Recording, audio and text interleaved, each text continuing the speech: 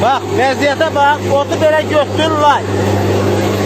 Səsdən tanıyarsınız Dəmir Sərvət Sexin qardaşlar. Buna bak maşallah. Maşallah. Ha, bunu 30 satmak olmaz. Navesleri boş koyar ya bu. Buna bak. Süper da. Allah hayır versin. Sayfada nömrə var. Bir sahada 50 tane pres. Real arızı dengelesin. Yem kimi.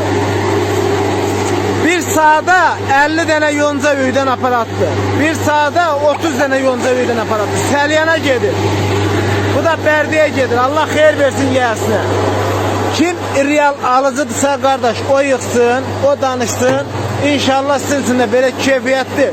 18 bıçak 6 per. Bir sahada 50 pres, 4 kilovat mis sargı, nol fazla motor, koşa patenlik tekerlerle. İstanok'ta yığılır. Diagonalından üstü zavad üst koy. Yem kabı, yem setkası Türkiye'den gelir ve bot kayıkıyla. Bir o yüzden bir bu yüzden. Sardı gitti. Şadman diskisiyle. Allah hayır versin. Işık. Işığın gücüne bak.